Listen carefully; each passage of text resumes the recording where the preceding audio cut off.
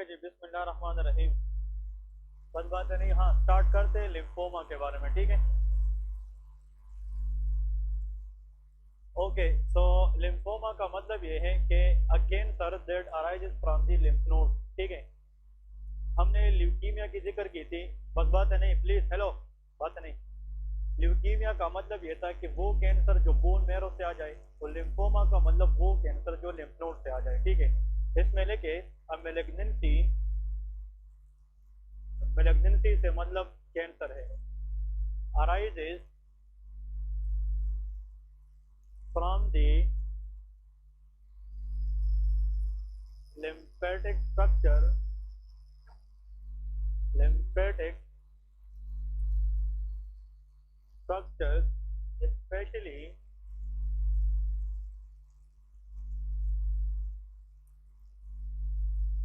lymph nodes, ठीक है।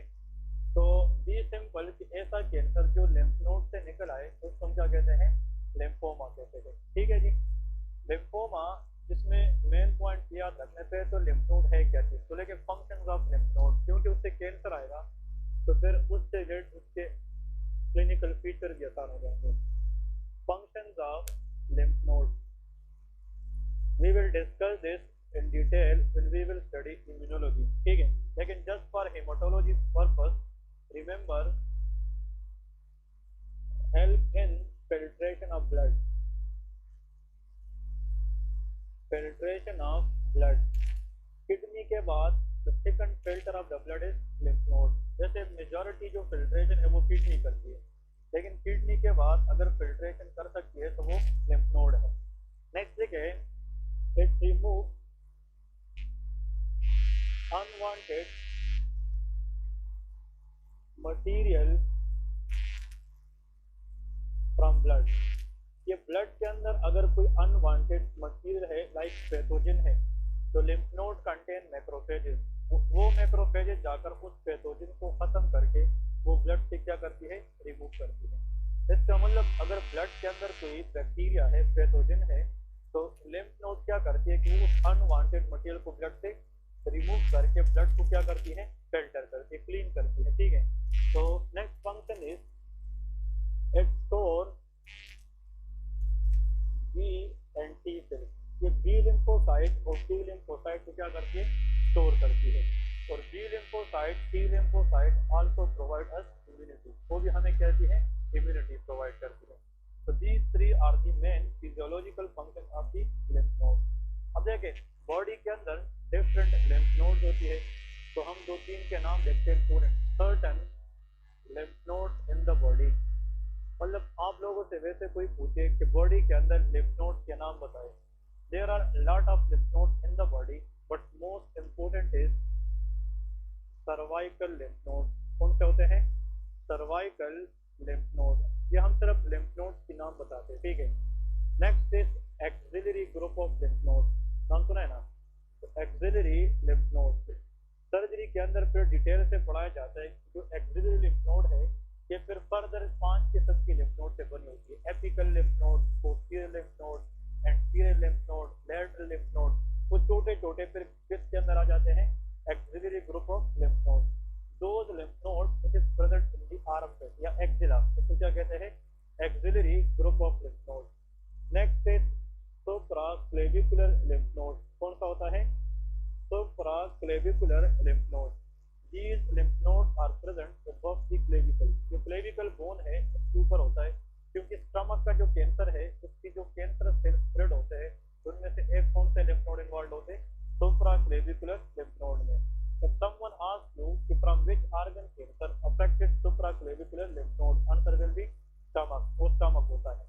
Next देखिए, inguinal lymph node। कौन सी, inguinal lymph node, जो नीचे लोअर एब्डोमिनल वॉल के अंदर होते हैं और नियर द ग्रोइन एरिया या रिप्रोडक्टिव ऑर्गन के साथ जो लिम्फ नोड है इसको हम इंग्वाइनल लिम्फ नोड कहते हैं। कुछ लिम्फ नोड्स होती है कि वो एओर्टा के इर्द गिर्द होती है, उसका नाम है पैरा एओर्टिक लिम्फ नोड। तो तुम क्या कहते हैं, para aortic lymph node. Testicular cancer कहाँ पे जाती है, पैरा एओर्टिक लिम्फ नोड में, क्योंकि testicular artery is a branch of aorta, ठीक है। ओवेरियन कैंसर कहाँ पे जाती है, पैरा एओर्टिक लिम्फ नोड। ठीक है। फिर इसके बाद नेक्स्ट देखिए posterior auricular group of lymph node. क्या होता है? Posterior auricular group of lymph node. ठीक है। L N stand for lymph node. ठीक है। whatever the part of the ear we see that is called auricle। क्या कहते हैं? auricle। इसके पीछे lymph node को हम कहते हैं posterior auricular lymph node कहते हैं। और कुछ lymph node इस auricle के सामने होते हैं, उसका नाम है pre auricular lymph node। तो lymph node which is present in the front of the ear is called pre auricular lymph node। और जो इसके बैक साइड पे उसको posterior auricular lymph node, इसको mustard cross कहते हैं। इसके साथ auricular lymph node होते हैं एटसेट्रा। मैं एटसेट्रा इसलिए लिखता हूँ जिस तरह इसके बहुत सारे ग्रुप है। फॉर एग्जांपल सीलियक नोड होते हैं, सुपीरियर मेसेंटेरिक लिम्फ नोड होते हैं, इंफीरियर मेसेंटेरिक लिम्फ नोड होती है। तो अगर हम लिम्फ नोड की बात करें बहुत सारे हैं, इनमें से जो मोस्ट इम्पोर्टेंट है वो ये ग्रुप है। चाहे हम हर जगह की लिम्फ नोड की बात करें, उन सब का काम यही तीन है। ये फिल्ट्रेशन में हेल्प करती है, ब्लड के अंदर अनवांटेड मटेरियल को ब्लड से रिमूव करती है, because these lymph nodes contain macrophages और वो एक्ट करते हैं एज अ फेगोसाइट। और आखिर में ये क्या स्टोर करती है? B lymphocyte and T lymphocyte. ठीक है। तो अगर ये बी लिम्फोसाइट और टी लिम्फोसाइट ये स्टोर करते तो ये हमारे इम्यूनिटी में रोल प्ले करेंगे कि नहीं? इसलिए lymph node is one of the immunological organ. Clear है? ये बहुत इंपॉर्टेंट पॉइंट है। एक्चुअली जो लिम्फॉइड ऑर्गन होते हैं ये दो तरह के होते हैं, प्राइमरी लिम्फॉइड ऑर्गन है, सेकेंडरी। वो ऑर्गन जो बी लिम्फोसाइट या टी लिम्फोसाइट बनाए या उसमें मैच्योर हो जाए तो उसको क्या कहते हैं? Primary organ. अब बोन मैरो क्या है? Primary organ. लेकिन वो ऑर्गन जो बी लिम्फोसाइट या टी लिम्फोसाइट को सिर्फ स्टोर करे तो सेकेंडरी ऑर्गन होते हैं। तो lymph node is a secondary lymphoid organ, क्योंकि इसमें सिर्फ बी सेल और टी सेल की क्या होती है? स्टोरेज होती है। क्लियर है? ओके। अब नेक्स्ट पॉइंट इसमें ये याद रखना है कि क्लिनिकल फीचर्स, लिम्फोमा के अंदर क्लिनिकल फीचर्स क्या है? ये लिखे कि लिम्फोमा मीन जो लिम्फ नोड का कैंसर है usually present non specific chronic symptoms. Non specific chronic symptoms इसका मतलब ये है कि majority cancers of the body initially presented with non-specific symptoms, जिसको constitutional symptoms भी कहते हैं। ठीक है। chronic symptom का मतलब ये है, for example those symptoms mimic like tuberculosis, कि मतलब वो symptom ऐसे इंसान को देख रहे होते हैं कि जिस तरह किसी पेशेंट में क्या हो? ट्यूबरकुलोसिस हो। तो इसलिए हम कहते हैं कि वो symptom हमें इग्नोर नहीं करने चाहिए। अब वो symptoms क्या है? Number 1 chronic low grade fever, कि बहुत टाइम से पेशेंट को क्या होगा? लो ग्रेड फीवर होगा। पेशेंट को इस तरह लगेगा कि इसकी जो बॉडी है उसमें थकावट है। उसकी जब हम टेम्परेचर मेजर करते हैं तो उसका जो नॉर्मल टेम्परेचर है वो थोड़ा सा ज्यादा होता है, that is low grade fever. ठीक है। नेक्स्ट देखिए इजी फटीगेबिलिटी। इजीली फटीगेबिलिटी, पेशेंट को जनाब यही मसला भी होगा कि वो जल्दी जल्दी थक जाता है, इजीली फटीगेबिलिटी। नेक्स्ट पॉइंट लिखे देयर इज वेट लॉस। इसमें किस चीज की होगी? वेट लॉस, क्योंकि किसी भी कैंसर के अंदर वेट लॉस का होना जरूरी है।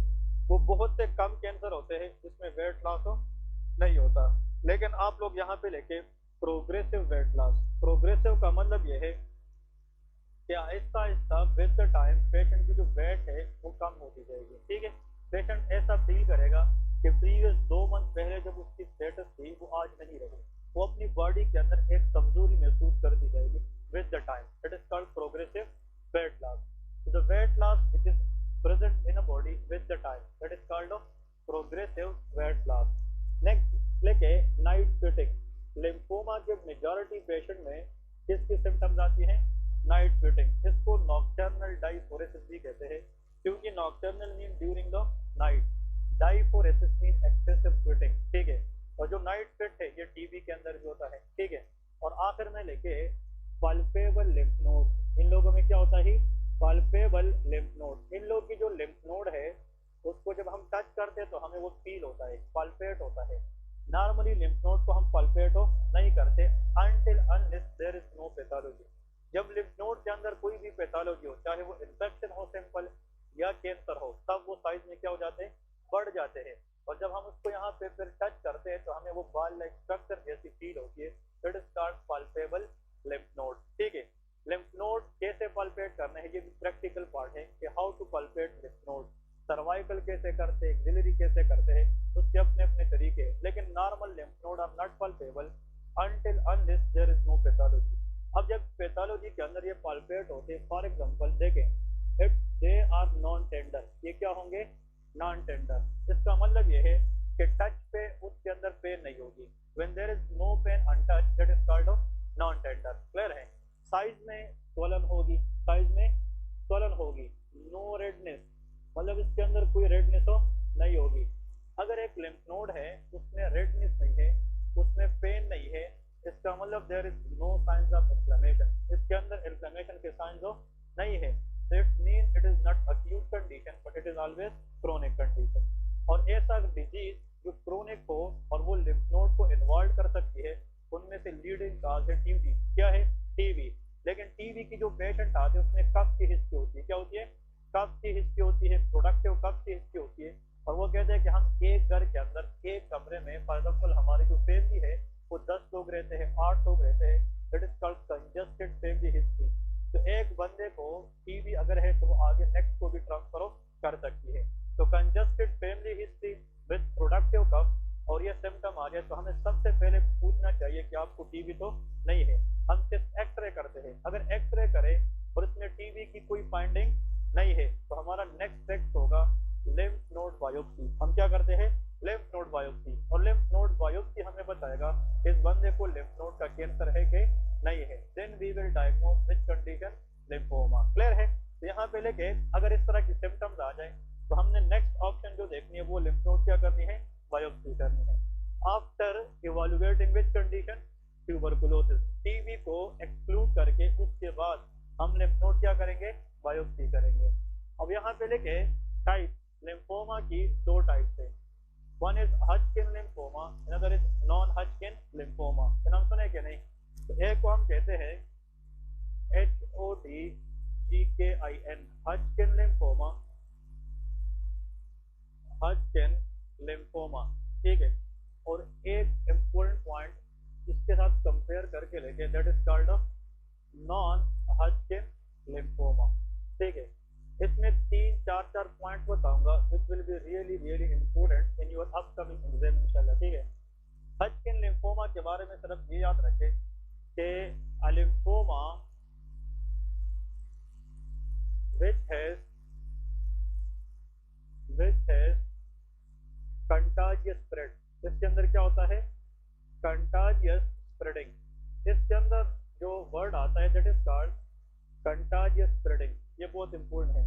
AC लिम्फोमा, इसमें स्प्रेडिंग कौन सी होती है, हाँ जी, contagious, that is called Hodgkin lymphoma. मतलब ये है LN stand for lymph node to lymph node. इसका मतलब ये है, कंटाजियस का मतलब ये है कि अगर इन लोगों में आज सर्वाइकल लिम्फ नोड में कैंसर है तो कुछ दिनों के बाद वो एक्सिलरी में जाएगी। किस में जाएगी, एक्सिलरी। कुछ दिनों के बाद वो इन्वाइनल में जाएगी। मतलब इस कैंसर की खासियत ये है, इसमें एक लिम्फ नोड से लेके मसला किस में जाएगी, दूसरे लिम्फ नोड। तो when one group of lymph node transfer their cancerous cell to another group of lymph node, इसको कंटाजियस स्प्रेड कहते हैं। क्या कहते हैं, कंटाजियस स्प्रेड कहते हैं। इसमें लेके लिम्फोमा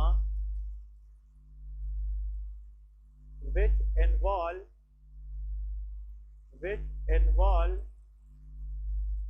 non-nodal tissues, इसमें क्या होती है, नॉन नोडल टिश्यूज इन्वॉल्व होती है। फॉर एग्जांपल है तो लिम्फोमा तो निकलेगी कहाँ से, लिम्फ नोड से। लेकिन ये जो कैंसरस सेल है फिर ये जाकर अफेक्ट कर रही हार्ट को। किसको करेगी, हार्ट को। स्प्लीन को अफेक्ट कर सकती है। इवन यही कैंसरस सेल किस में जा सकती है, ब्रेन में। तो heart, spleen and brain, they are nodal tissue और non nodal tissue. Non nodal, ये तो लिम्फ नोड नहीं है, ये तो अदर ऑर्गन है। तो ऐसी लिम्फोमा, फिर से सुन ले, सर्वाइकल लिम्फ नोड से कैंसर निकला, वो फिर एक्सिलरी में चला गया या सुप्रा क्लेविकुलर नोड में चला गया, लेकिन lymph node to lymph node चलता रहता है, वो हॉजकिन लिम्फोमा। लेकिन ऐसा लिम्फोमा जिसकी स्प्रेडिंग लिम्फ नोड से ऐसी जगह पे हो जाए जो खुद लिम्फ नोड हो ना हो, वो नॉन हॉजकिन लिम्फोमा है। इस केस में नॉन है, it should be non nodal tissue. Clear है? जो वाइटल ऑर्गन इसमें इन्वॉल्व होते हैं, जिससे हमें पता चला that is less risky and that is more risky. इसमें ज्यादा ऑर्गन इन्वॉल्व होते हैं। यहाँ पे लेके लेस रिस्की, इसकी जो चांस ऑफ कॉम्प्लिकेशन है वो कम है और इसकी चांस ऑफ कॉम्प्लिकेशन ज्यादा है। तो non Hodgkin lymphoma is always more risky. Clear है? क्योंकि it can affect vital organ और वाइटल ऑर्गन अफेक्ट होने की वजह से it increase the chance of death. ये किस क्या करा सकती है? डेथ करा सकती है।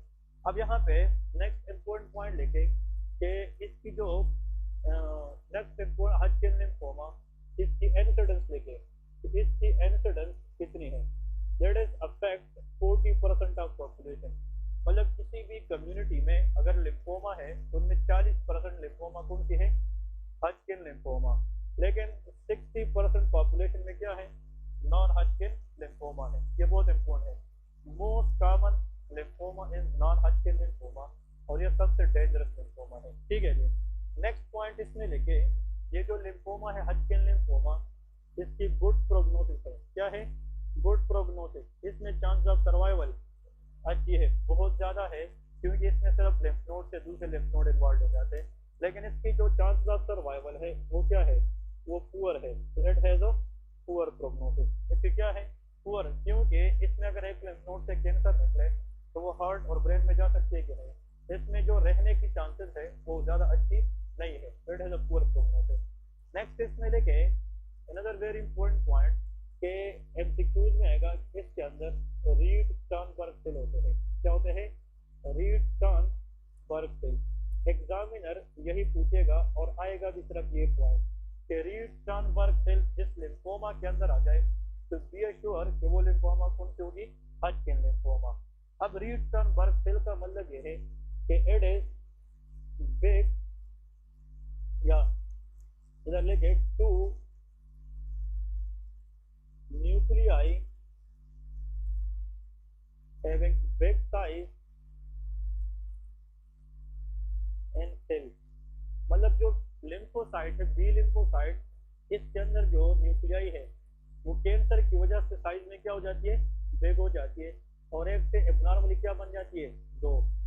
जब हम लिम्फ नोड बायोप्सी करते हैं तो लिम्फ नोड बायोप्सी में जो बी लिम्फोसाइट है उसके अंदर न्यूक्लियाई एक से क्या बन जाती है? दो, कैंसर की वजह से, और वो साइज में चेंज होकर स्मॉल से क्या हो जाती है? बिग बन जाती है। तो ऐसा एबनॉर्मल बी सेल जिसके अंदर nuclei become larger in size in there too, इसको हम कहते हैं रीड स्टर्नबर्ग सेल। ये रीड स्टर्न और बर्ग ये दो बंदे थे, ये हिस्टोपैथोलॉजिस्ट थे। माइक्रोस्कोप में इन लोगों ने इस तरह सेल मालूम किया था, इसलिए इसको नाम क्या दिया है? Reed Sternberg cell. और ये सेल जब हम इस तरह देखते हैं तो इसलिए इसको हम ओल्ड आइज अपियरेंस सेल भी कहते हैं, है कि नहीं? ओल्ड आइज अपियरेंस सेल, इसका दूसरा नाम है ओल्ड आइज अपियरेंस सेल। ठीक है? उसकी आंखें भी इस तरह बड़ी होती है, इसमें बिग जनाब जो ब्लैकिश पार्ट है वो साइज में बिग होती है। तो this cell is called old eyes appearance cell, it is known as Reed Sternberg cell. जब बी एग्जाम में आ जाए be sure that is which lymphoma? Hodgkin lymphoma. और इसमें लेके नॉट प्रेजेंट, इसमें रीड स्टर्नबर्ग सेल प्रेजेंट हो नहीं गई थी नॉन हॉजकिन लिम्फोमा में। अब हॉजकिन लिम्फोमा इसकी फिर कुछ टाइप होती है, तो लेके टाइप्स ऑफ हॉजकिन लिम्फोमा के मेन डिफरेंसेस तो ये थी, अगर आप लोगों से एग्जाम में एग्जामिनर वाइवा के दौरान एक बात सिर्फ पूछे, how you will differentiate this is Hodgkin और this is non Hodgkin by looking to which cell? Reed Sternberg cell. एक लिम्फोमा यहाँ से निकली है, अब तक वो मेटास्टेसिस नहीं कर चुकी है, ये तो हम आगे नहीं बता सकते कि ये हार्ट में जाएगी कि दूसरे लिम्फ नोड में। ये तो हार्ट में जा भी सकती है, नहीं भी जा सकती, लेकिन हमें बायोप्सी में किस सेल पे फोकस करना है? Read stern. जब रीड स्टर्नबर्ग सेल मिल जाए तो उसका मतलब ये है ये कैंसर अगर स्प्रेड हो भी जाए तो लिम्फ नोड से लिम्फ नोड में जाएगी, क्योंकि कौन सा कैंसर होगा? हॉजकिन लिम्फोमा होगा।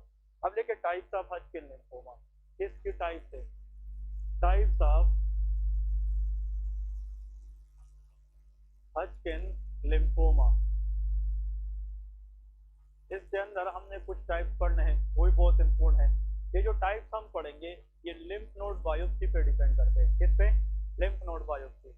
इसके अंदर दो पॉइंट याद रखें। हॉजकिन लिम्फोमा की जो पहली टाइप है उसका नाम है नोडुलर स्क्लेरोसिस। तो क्या कहते हैं, नोडुलर स्क्लेरोसिस, बहुत इंपॉर्टेंट है।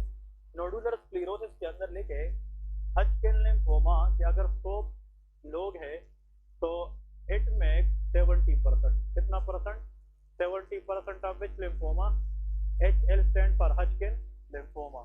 हॉजकिन लिम्फोमा का मोस्ट कॉमन वेरिएंट कौन सा है, नोडुलर स्क्लेरोसिस है, ठीक है। इसमें लेके in this type the cancerous cell become very hard। देखिए जब हम लिम्फ नोड बायोप्सी करते हैं तो इस कैंसर के अंदर जो लिम्फ नोड के अंदर सेल है, कैंसर सेल, वो क्या हो जाते हैं, हार्ड हो जाते हैं, दे फॉर्म अ नोडुल। इसलिए बम्प्स मीन स्वेलिंग, नोडुल, और हार्डनेस को स्क्लेरोसिस कहते हैं। इस वैरायटी का नाम क्या है, नोडुलर स्क्लेरोसिस है। और इसमें लेके गुड रिस्पॉन्स टू कीमोथेरापी। इन पेशेंट को अगर हम टाइमली ट्रीट करें तो ये लोग रिवर्स हो सकते हैं। इसका मतलब ये है तो these people has a good prognosis, ठीक है। तो ये अच्छी बात है, जितना एक वेरिएंट कॉमन है उतना उसकी प्रोग्नोसिस क्या है, वो अच्छी होती है, ठीक है जी। नेक्स्ट है इसके बाद लिम्फोसाइट डिप्लीटेड। एक इसके अंदर एक एरिया है, उसका नाम क्या है, लिम्फोसाइट। ये हॉजकिन लिम्फोमा की कौन सी टाइप है, सेकंड टाइप है। कभी कभार हॉजकिन लिम्फोमा के पेशेंट आते हैं और जब उसकी हम लिम्फ नोड बायोप्सी करते हैं तो उसमें नॉर्मल लिम्फोसाइट कम मिलते हैं और एबनॉर्मल क्या मिलते हैं। तो ऐसा हॉजकिन लिम्फोमा जिसमें नॉर्मल लिम्फोसाइट की लेवल क्या हो चुकी हो, कम, डिलीट हो चुकी हो, तो उसको हम कहते हैं लिम्फोसाइट डिप्लीटेड। इसमें लेके इन दिस केस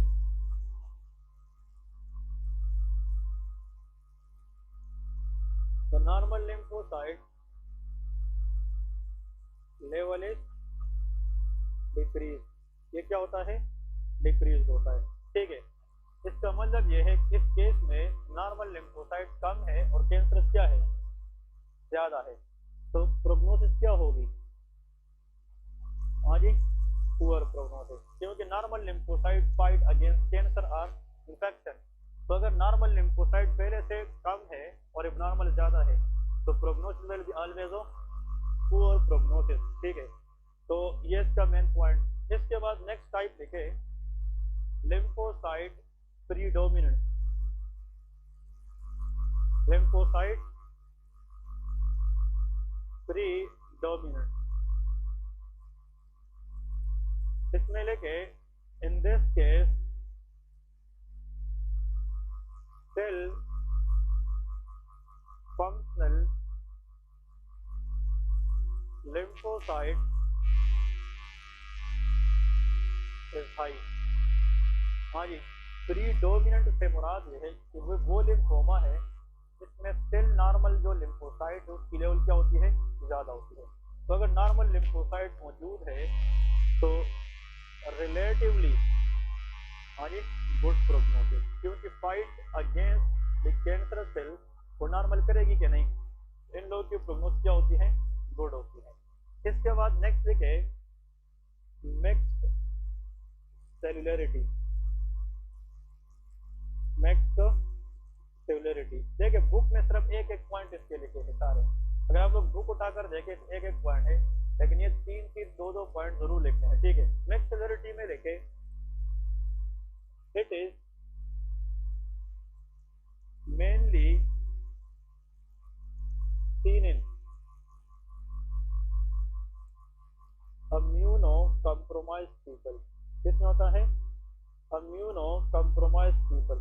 इसका मतलब ये है कि जो मिक्स्ड सेलुलरिटी वाला केस है ये उन लोगों में ज्यादा मिलता है जिसकी इम्यूनिटी पहले से क्या हो, वीक हो, ठीक है। कॉम्प्रोमाइज हो, immunocompromise mean weak immunity.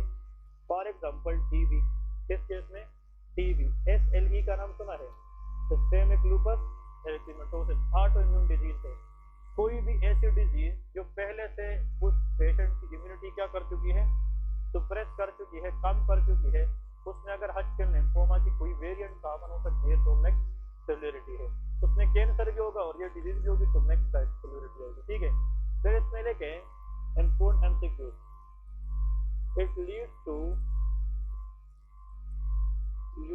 यूसिनोफीलिया, इसमें क्या होता है यूसिनोफीलिया। ये बहुत इंपॉर्टेंट पॉइंट है। इन लोगों की जब हम ब्लड टेस्ट करते हैं तो उसमें यूसिनोफिल का लेवल एबनॉर्मली क्या होता है रेज होता है। वैसे यूसिनोफिल का नॉर्मल लेवल ज्यादा होना, इसकी 3 बातें याद रखें। Eosinophil is a type of WBC, ये क्या है WBC। और यूसिनोफिल का लेवल बॉडी के अंदर तब बढ़ता है when there is एलर्जी, जब बॉडी में क्या हो एलर्जी। तो एलर्जिक रिएक्शन में कौन सा सेल बढ़ेगा यूसिनोफिल। अगर एलर्जी नहीं है तो फिर इसका सेकंड काज है कि पैरासाइट इन्फेक्शन है। कौन सी पैरासाइट इन्फेक्शन। लेकिन अगर एक पेशेंट है वो कहते हैं डॉक्टर साहब मुझे इधर थ्रोट में गिल्टिया महसूस हो रही, बाल like structure, chronic weight loss भी है, नाइट स्वेट भी है, और इसके लिम्फ नोड आप टच करें उसमें पेन भी नहीं है, और उसका ब्लड टेस्ट आपने किया तो उसमें यूसिनोफिल लेवल रेज है, तो फिर सोचना है कि इसको लिम्फोमा भी हो सकता है। और अगर लिम्फोमा है तो वो हजकिन है कि नॉन हजकिन, हजकिन लिम्फोमा, और इसकी जो वेरिएंट सस्पेक्टेड है तो वो मैक्सो सिविलिरिटी होता है। क्लियर है, तो ये मेन पॉइंट है। तो what are the leading causes of eosinophilia, ये बहुत बहुत इंपॉर्टेंट हॉस्पिटल एक वाइवा क्वेश्चन है कि what are the causes of eosinophilia. Number 1 is allergic reaction, allergy type 1 hypersensitivity allergy. Number 2 parasitic infection. Number 3 Hodgkin lymphoma, next सिविलिरिटी variety. Clear है। तो जनाब इसकी जनाब 4 मेन पॉइंट थे कि जितने भी हमने टाइप्स पढ़े हैं ये हमने किस बेस पे पढ़े हैं, लिम्फ नोड बायोप्सी पे। ठीक है, लिम्फ नोड बायोप्सी पे अगर हजकिन लिम्फोमा का ऐसा वेरिएंट मिल जाए जिसमें सेल हार्ड हो, ठीक है, और मोस्ट कॉमन हो तो वो nodular sclerosis. Which Hodgkin lymphoma type has good prognosis? Lymphocyte predominant. Which has a poor prognosis? Lymphocyte depleted. And which Hodgkin lymphoma can cause eosinophilia? Affect immunocompromised people, makes severity. Clear है? ये इसका main point है। ये तो हमने type किस lymphoma के पढ़ लिए, हजकिन। अब लेके नॉन हजकिन लिम्फोमा। अब हमने नेक्स्ट पढ़ने हैं कि what is non Hodgkin lymphoma.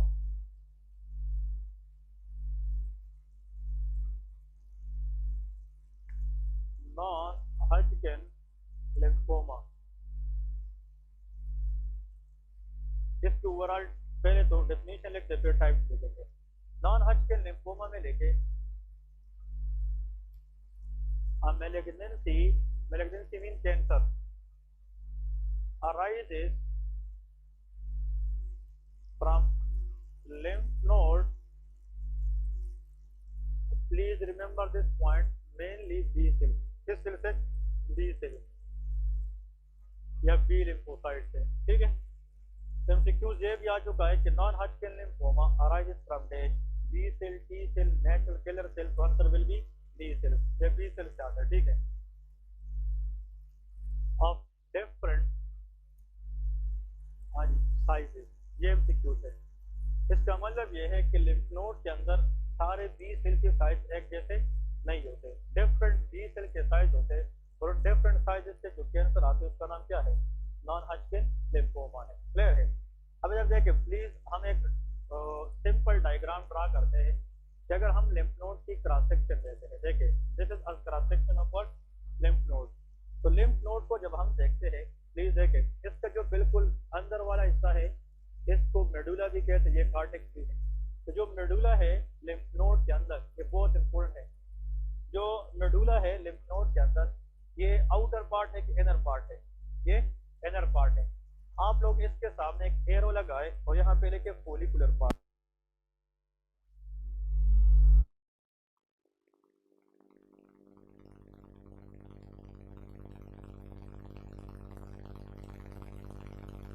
देखिए this is a lymph node, inner part, this is called follicular part of lymph node.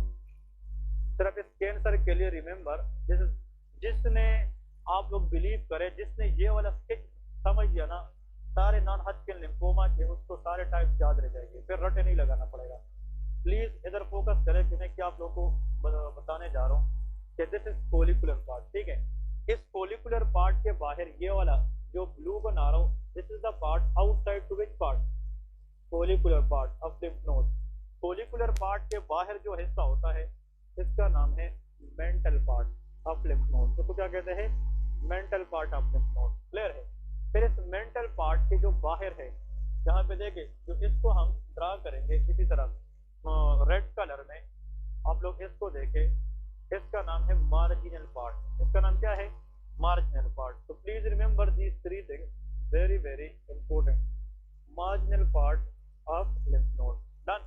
इसको मार्जिनल पार्ट कहते हैं।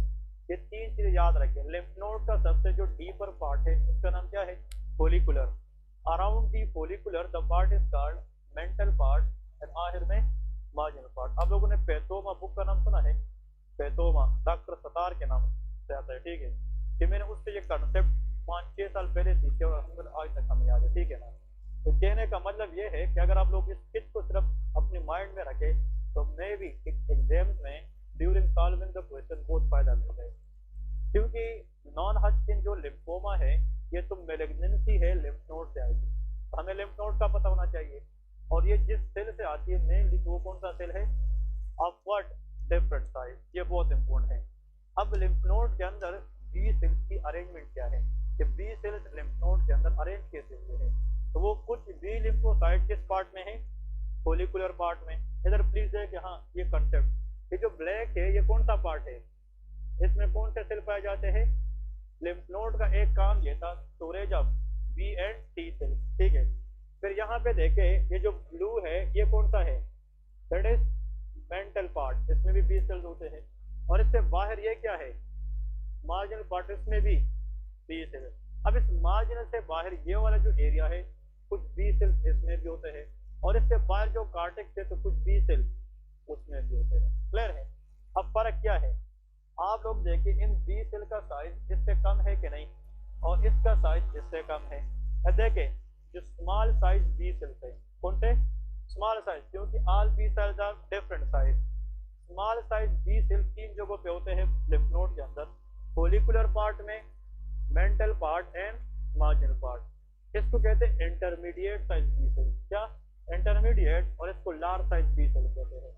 अब इधर देखें नॉन हॉजकिन लिम्फोमा, इसकी जो टाइप लोग पढ़ते हैं ना, टाइप नॉन हॉजकिन की, तो वो डिपेंड करता है कि नॉन हॉजकिन लिम्फोमा इसकी जो ओरिजिन है वो कौन सी साइज बी सेल की है।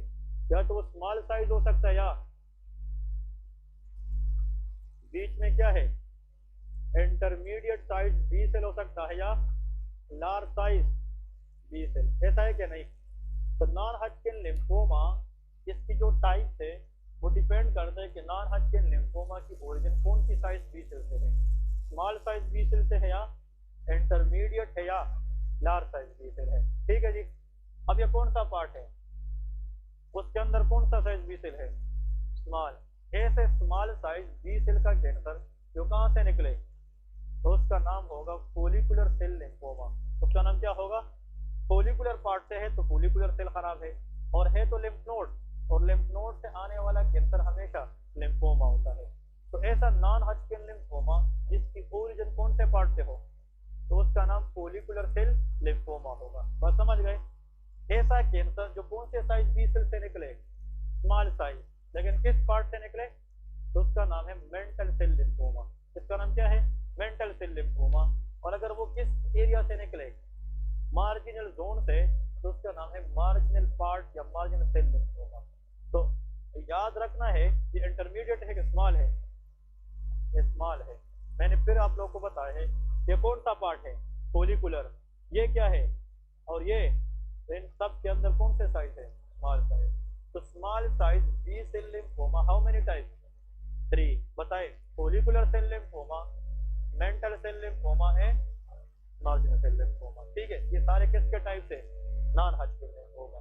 तो यहाँ पे 1, 2 एंड 3 ये 3 किस्म आते हैं। अब अगर for example non Hodgkin lymphoma और इस सेल से अराइज हो जाए, ये कौन सा सेल है? हाँ जी, इंटरमीडिएट बी सेल से आने वाला लिम्फोमा किसका जो टाइप है उसका नाम है बर्केट लिम्फोमा। इसको क्या कहते हैं? बर्केट लिम्फोमा। ठीक है। बरकत मामा याद रखना, बहुत इंपॉर्टेंट है। ठीक है ना? That is called Burkitt lymphoma. ठीक है। तो Burkitt lymphoma is a what? That is non Hodgkin lymphoma arises from which size cell? Intermediate size cell. ठीक है। अब अगर एक कैंसर है वो कहां से निकल आए? लार्ज, जिसको कहते हैं diffuse diffuse large size B cell lymphoma, ये आसान है, ठीक है, large size B cell lymphoma, ठीक है जी। इसको ये नाम इसलिए दिया है, हाँ जी, कौन सा साइज का है, तो लार्ज साइज बी सेल है और लिम्फ नोड से कैंसर है तो लिम्फोमा है, but it can spread to the body widely, जिसको हम डिफ्यूज कहते हैं, ठीक है। तो diffuse large size B cell lymphoma. अब देखें तो जो फर्स्ट देखा ये कौन सा था, follicular cell lymphoma, mantle cell lymphoma and margin lymphoma, Burkitt lymphoma, diffuse large size, these five are the types of non-Hodgkin lymphoma। अब इसको वन बाय वन पढ़ेंगे, ठीक है ना। ये इसके जो 5 टाइप है जिसके एमसीक्यूज आते हैं, फोलिकुलर का अपना एमसीक्यूज है, मेंटल का अपना एमसीक्यूज है, वो हम डिस्कस करेंगे, ठीक है। स्टार्ट करूँ कि नहीं, हाँ, कितने लोग कहते हैं कि स्टार्ट करें, 1 2 3, इसका मतलब बस करें, ओके। कल इंशाल्लाह नॉन हॉजकिन के साथ बात सुने, the topic we will cover is multiple myeloma, कौन सा है, मल्टीपल, और इसके साथ एक छोटे टेबल है। कल पैथोलॉजी पार्ट खत्म करके इसकी जो फार्माकोलॉजी है वो 2 दिन का है, तो इंशाल्लाह नेक्स्ट 2 डेज में हेमाटोलॉजी को वाइंड अप करेंगे, फिर इंशाल्लाह सीवीएस स्टार्ट करेंगे, ठीक है, ओके, अल्लाह हाफिज़। हाँ, कल से जो क्लास है ना वो 9:15 बजे होगी, ठीक है, ठीक है। कल की जो क्लास है, अभी देखे टाइम चेंज हुआ है, मौसम भी, 9:15 बजे आप लोगों ने पहुंचना है, बात समझ गए कि नहीं। और जो बेसिक साइंसेस की क्लासेस है सुन ले, 9:15 से लेके 11:30 तक होगी। कल से हमने क्लिनिकल साइंस की क्लास स्टार्ट करनी है, वो 11:15 से लेके 1:30 तक होगी, क्लियर है, डबल क्लास होगी। तो जो बेसिक्स वाले हैं, फिर ये नहीं पूछना कि सर ने टाइम क्या दिया था क्या नहीं, तो पहले तो सुन लेना, 9:15 से लेके 11:30 तक बेसिक साइंसेस वाले की क्लास है। फिर जो लोग क्लिनिकल के अंदर भी है, मैं आज जो ग्रुप बना के उससे बता भी दूंगा, ठीक है, मैंने लिस्ट भेजा थे। तो फिर 11:45 से लेके 1:30 तक हमारी इंशाल्लाह 40 मिनट की 2 क्लास होगी, that is for the clinical science, ठीक है। तो जिसका बेसिक वाला दौरान है तो वो 9:15 से 11:30 खत्म, जिसका दोनों है तो वो 9:15 से आएगा और इंशाल्लाह 1:30 तक, ठीक है। कोशिश करें 9:15 तक कल